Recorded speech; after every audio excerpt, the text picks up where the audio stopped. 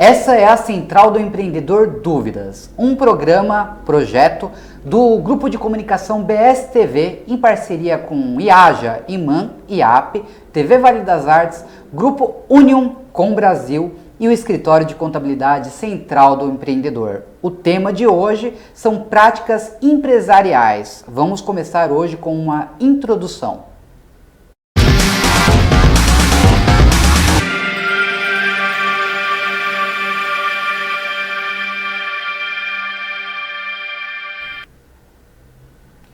Em todos os programas, a Central do Empreendedor Dúvidas trará dúvidas reais, dúvidas de pessoas reais, lidas pela jornalista Marcele Marchiori, que está aqui ao meu lado hoje. Boa noite, Marcele, tudo bem? Boa noite, Iliacon, tudo bem? Boa noite a todo mundo que nos assiste. Eu tenho certeza absoluta que esse será um programa de muito sucesso, que além de tudo vai responder cada dúvida imperdível, uma mais diferente do que a outra.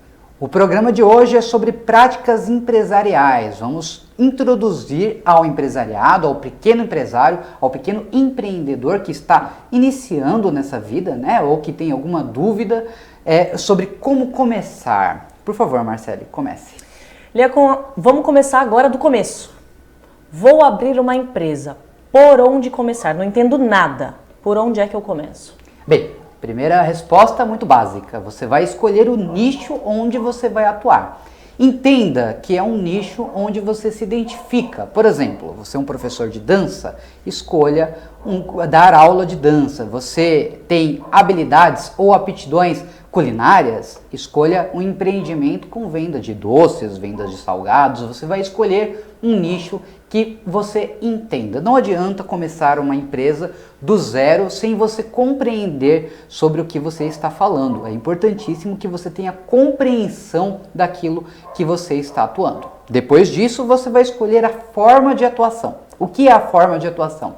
Como que você vai chegar no seu cliente, no seu usuário, no seu consumidor final? Você vai abrir uma porta? Vai ser um comércio com portas abertas para a rua? Qual a localidade? Qual a localização?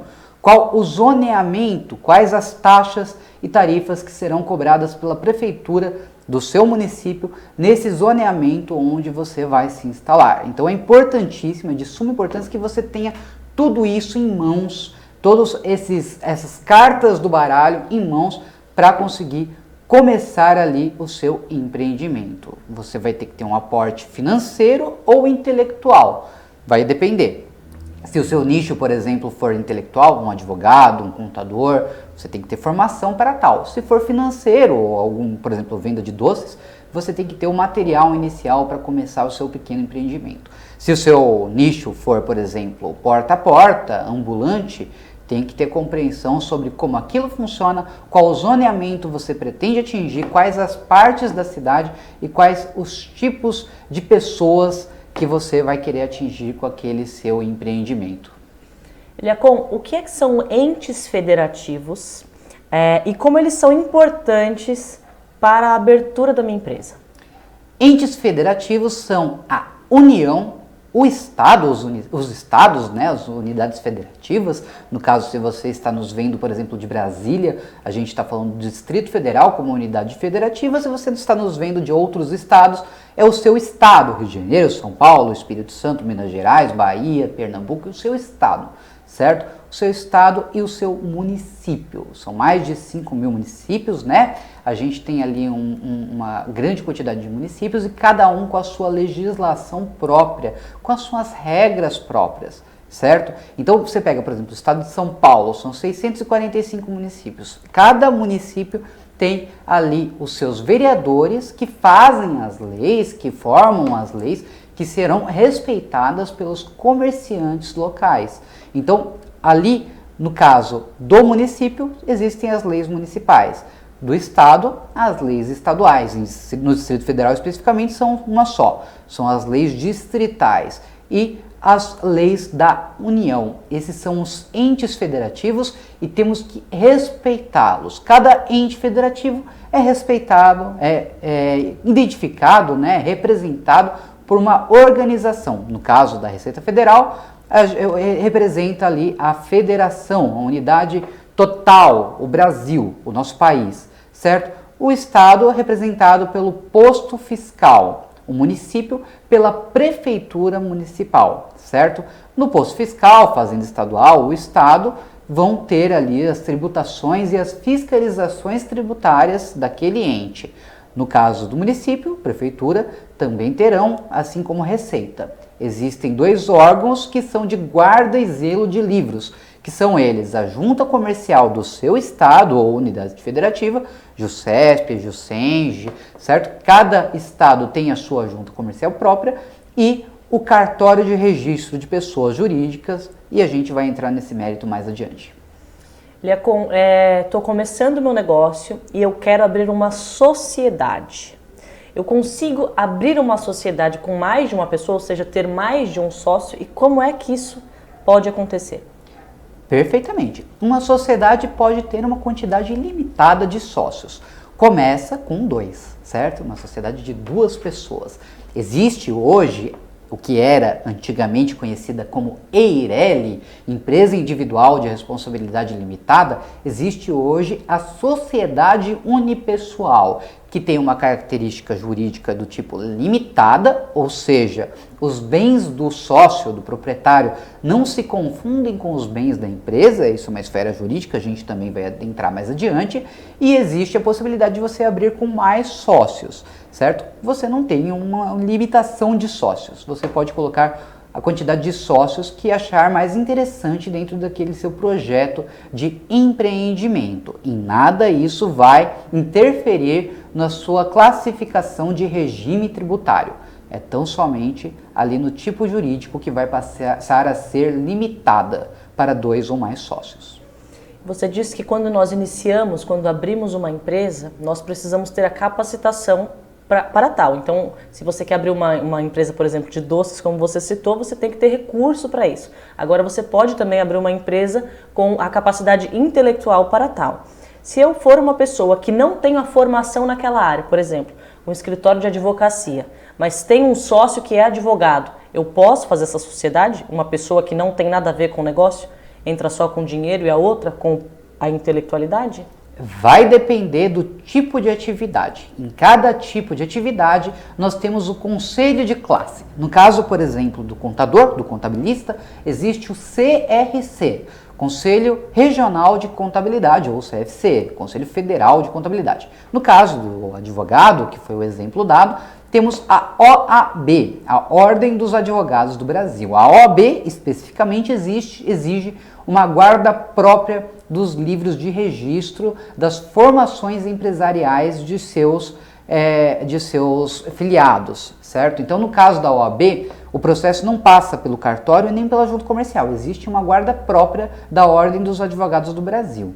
Acredito eu que eles não permitiriam um sócio que não seja registrado na Ordem dos Advogados do Brasil. No caso, por exemplo, de um escritório de contabilidade, exige uma representatividade daquele sócio ou sócia que se instalar, do qual ele tenha menos de 49% da coparticipação da sociedade, ou seja, o contador responsável tem que ter mais de 50%, e ele esteja ativo em algum conselho de classe. Então ele pode ser engenheiro, ele pode ser farmacêutico, ele pode ser advogado, ele pode ser professor de educação física, desde que ele esteja inscrito no conselho de classe, ele consegue ter uma coparticipação de 49% ou menos dentro de um escritório de contabilidade. Então vai depender muito do nicho empresarial, se for respeitada uma ordem intelectual de classe, um conselho de classe, para você saber quais os percentuais de participação que você pode ou não obter dentro daquele seu nicho intelectual que você pretende exercer. Eu posso ter mais de uma empresa individual? Pode ter mais de uma empresa individual de responsabilidade limitada, que é a antiga EIRELI, que é a sociedade unipessoal. Você consegue ter mais de uma empresa limitada. Mais de uma empresa individual, que é a popular EI, empresa individual, você não consegue ter. Há um impedimento. O que é a EI?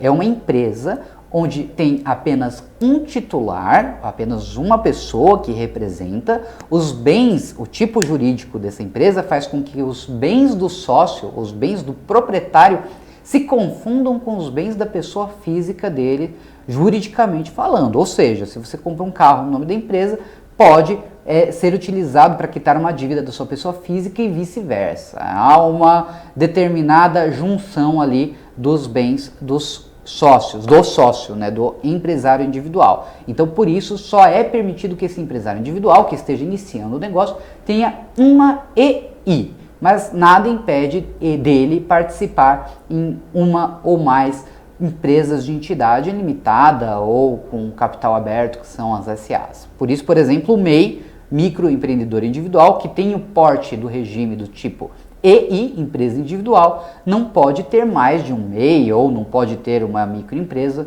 EI e ter também um MEI. Não é permitido, não é possível. A minha próxima pergunta era exatamente essa, se há possibilidade de abrir mais de um MEI. Não há a possibilidade de abrir mais de um MEI. Não é permitido que tenha mais de um MEI. A gente tem que compreender que o microempreendedor individual, ele é uma empresa com enquadramento tributário obrigatório, já pelo Super Simples, embasado na Lei Complementar 123 de 2006, com alterações na 128 de 2008, e o MEI, o microempreendedor individual, ele tem uma característica de início de negócio, ou seja, é uma pessoa, aquela pessoa que está começando agora, aquele pequeno empresário, aquele pequeno empreendedor que está ali vendendo seu brigadeiro, fazendo sua obra, aquele pequeno empresário que está iniciando, tem um faturamento limitado, não pode contratar mais de um funcionário, tá? É alguém que está começando. Se essa pessoa pretende abrir mais de uma sede, ele não vai conseguir exercer a sua atividade em duas sedes distintas. Por isso, já perde ali a característica de MEI, de microempreendedor individual. Quando eu abro uma empresa, é gerado para minha empresa, um número de CNPJ, que é como se fosse uma identificação individual mesmo. Quem é que gera esse número? O que é o CNPJ? Quem dá o número do CNPJ? E dentro dessa pergunta, eu quero saber se há alguma regra.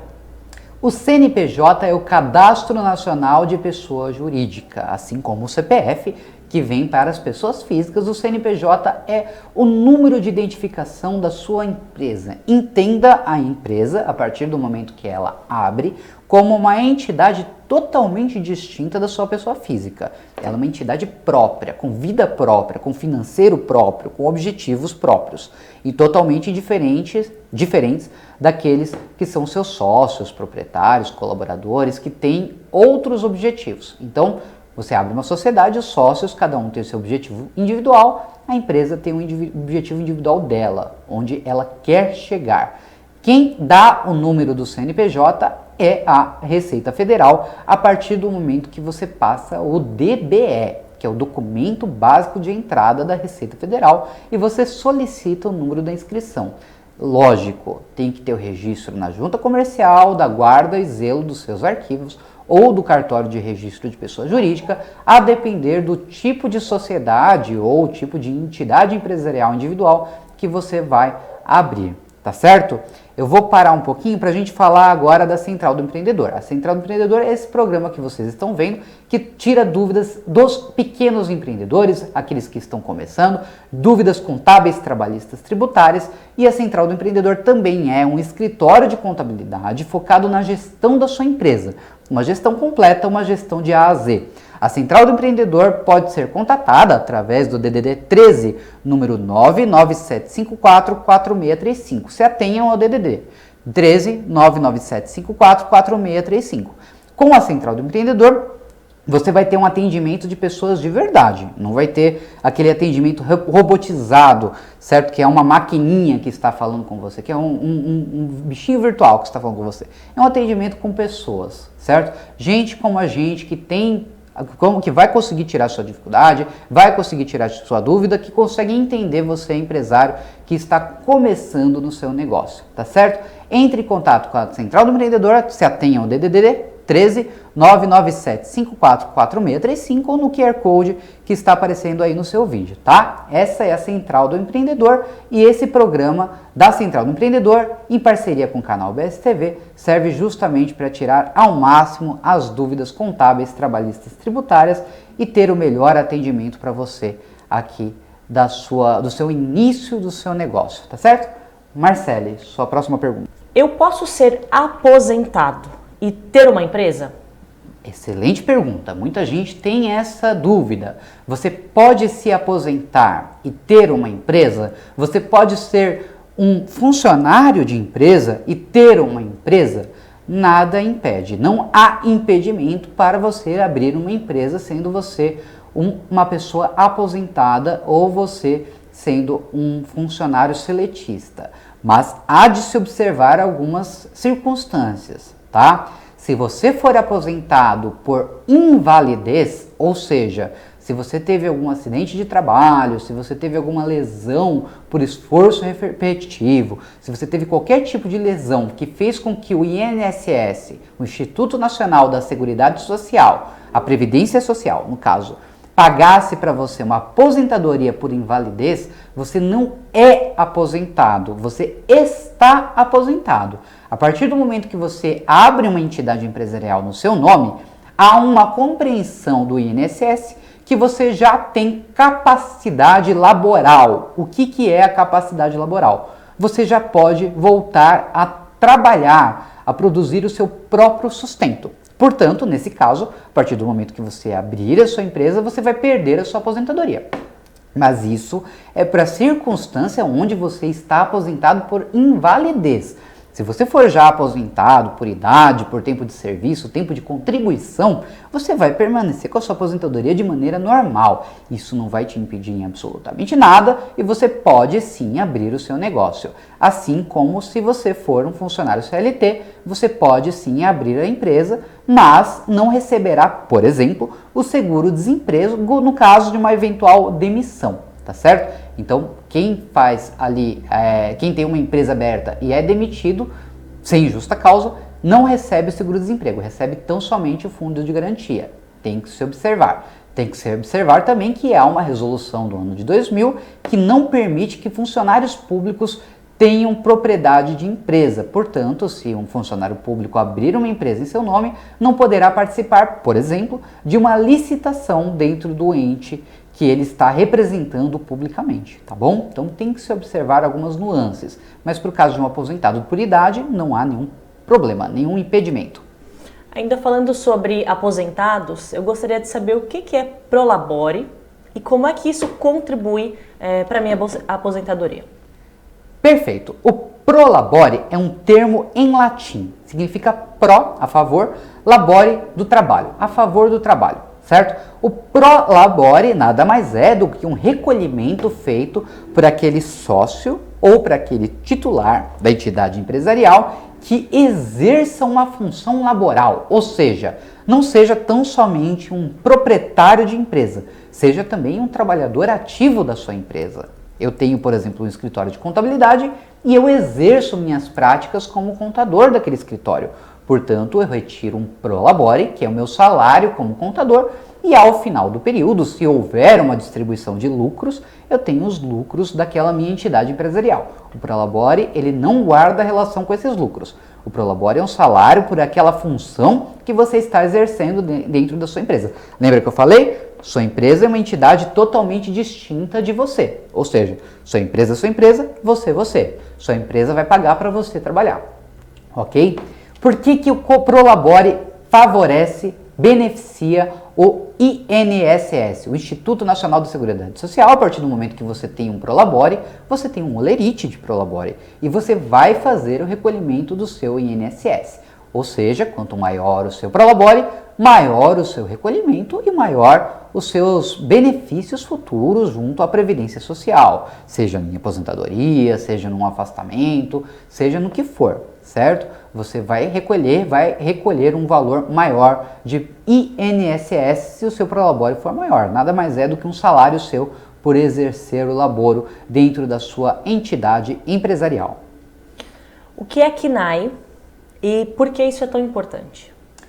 CNAE é o Código Nacional de Atividade Econômica, é uma sigla, Código Nacional de Atividade Econômica, CNAE. Por que ele é importante? O CNAE é importante porque é através dele que você vai definir quais as funções da sua empresa, o que a sua empresa vai fazer. Seu CNAE é de revenda de produtos alimentícios, é de restaurante, casas de chá, similares, sucos, é do quê? Qual o CNAE que você vai escolher? Qual atividade laboral que você vai exercer dentro da sua empresa ou que a sua empresa vai exercer para a comunidade ao entorno ou para as vendas virtuais? O que você vai fazer?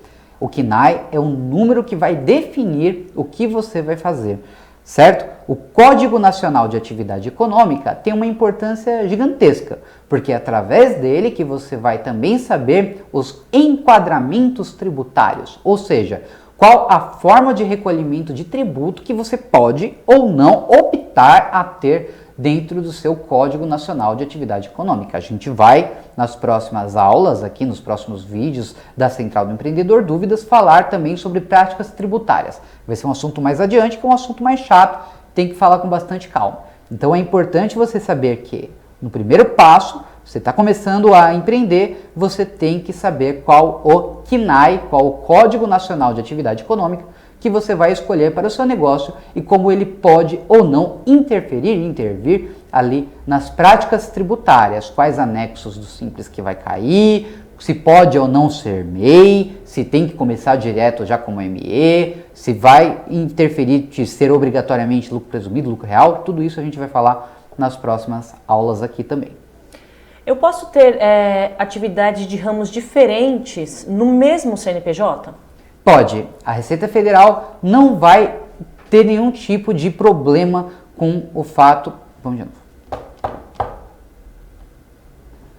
Pode. A Receita Federal não vai gerar nenhum tipo de problema para você elencar vários CNAEs, vários Códigos Nacionais de Atividade Econômica distintos. Um deles vai ser o principal, mas os secundários podem ser ilimitados. Qual é o problema? O problema é se aquelas atividades que você está elencando, que vão ser autorizadas pela Receita Federal, elas conversam entre si. Por exemplo, se eu colocar uma atividade de revenda de produtos alimentícios como atividade principal e a atividade secundária for salão de cabeleireiro, for revenda de extintores de incêndio, for revenda de gás liquefeito de petróleo, daí você vai ter um problema com a vigilância sanitária, vai ter um problema com a inspeção da prefeitura municipal, do estado, vai ter uma incongruência das atividades que estão sendo exercidas. Então é muito importante que os CNAEs, Código Nacionais de Atividade Econômica, conversem entre si, sejam atividades que você possa de fato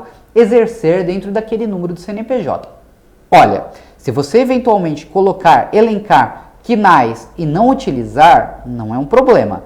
Só que eles têm que conversar dentro deles, certo? Tem que ser CNAEs congruentes, que se conversem.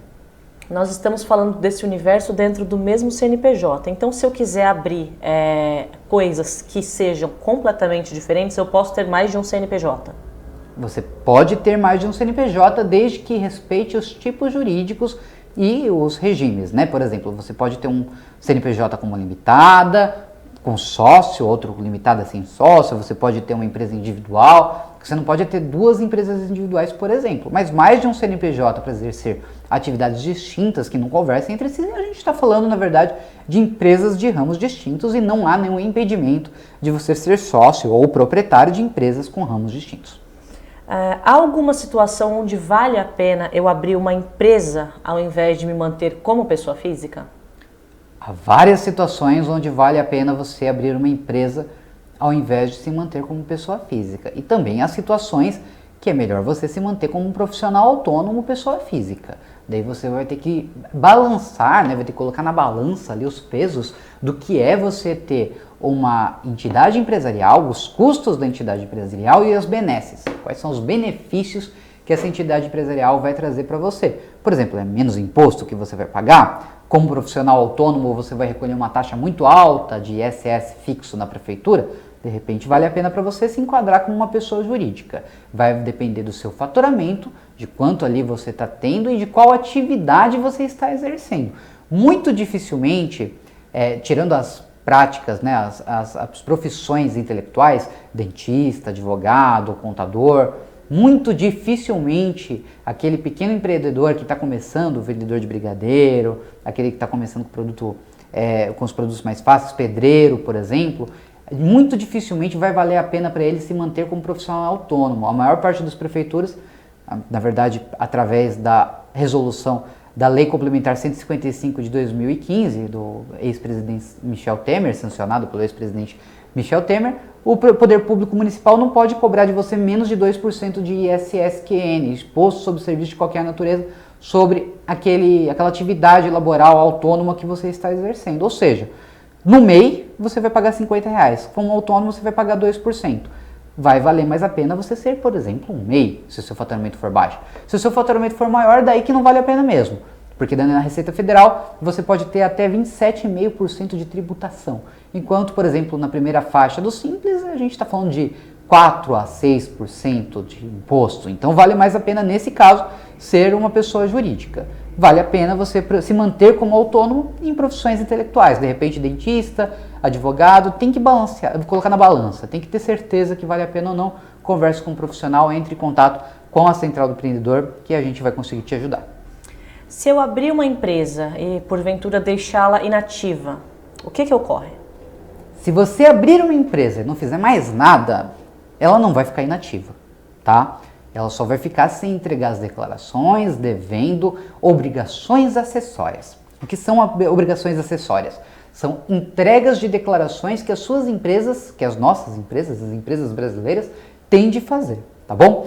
Depende do regime tributário, suas obrigações serão distintas, tá? Se você simplesmente abriu, você nem fez a opção do seu regime tributário, já vai automaticamente a sua empresa ser enquadrada no regime normal, do presumido lucro real. Ali você tem que entregar DCTF mensal, tem que entregar DCTF web, tem que entregar o E-Social, tem que entregar declarações pertinentes à sua atividade econômica, dependendo, por exemplo, se for uma imobiliária, tem declarações próprias, se for empresa de exportação e importação, tem declarações próprias, se for empresas que trabalhem com moedas correntes, tem declarações próprias.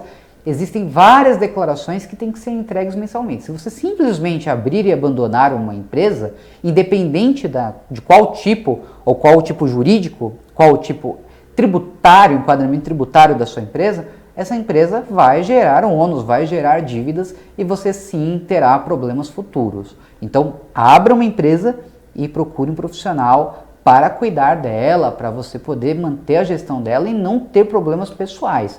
Causará problemas, inclusive problemas pessoais para você se você simplesmente abrir e abandonar uma empresa, um CNPJ, tá? Ou seja, se você abrir e abandonar, você pode não lucrar, mas você vai estar gastando obrigatoriamente. Por fim, para fechar aqui, qual a importância de um contabilista para todo esse processo? A importância é sem igual, certo? A gente está aqui, por exemplo, trazendo essas videoaulas porque é de suma importância que você, independentemente de qual é o seu contador, qual a sua região, compreenda o passo a passo de ser um empresário, de ser um empreendedor. Não há hoje, por lei, nenhuma obrigação para que o empresário tenha um curso, por exemplo, uma faculdade de administração. Qualquer um pode abrir uma entidade empresarial, mas gerir a empresa requer muita atenção e muito cuidado. E é por isso que a gente está conversando com você aqui nesse programa, tá certo? Mas, se você precisar entrar em contato com a Central do Empreendedor, DDD 13 997544635, iremos atender melhor o seu negócio, a gente vai conseguir te ajudar na gestão. O contador, ele é imprescindível para que você tenha um bom enquadramento tributário, que você compreenda seu tipo jurídico, compreenda a sua forma de atuação da sua entidade empresarial, compreenda todo o seu ramo e entregue as suas obrigações acessórias. Cada declaração não entregue pode gerar, a partir de R$200, por exemplo, de multa, até 20% do seu faturamento, dependendo do seu faturamento, tá? Então, isso mensalmente. Então, todo mês ali vai ter multa se você não tiver um contador te assessorando direitinho. E a Central do Empreendedor está aqui para isso, tanto na televisão, aqui através da BSTV, da Com Brasil, das suas empresas parceiras, como também no escritório que está aí no seu vídeo. Essa foi a primeira parte da nossa videoaula sobre as práticas empresariais. Voltaremos no próximo programa, anote a agenda aí com o canal que você estiver assistindo, veja o horário, passaremos novamente no próximo período nesse mesmo horário, para que você consiga continuar acompanhando ou entre no Central do Empreendedor, com 2 S, centraldoempreendedor.cnt, C de casa, N de navio, T de tatu, .br, CNT de contador, centraldoempreendedor.cnt.br, e você vai ter ali todas as aulas completas, tá bom? Essa foi a Central do Empreendedor. Muito obrigado, Marcele. A gente se vê na nossa próxima aula. Tchau!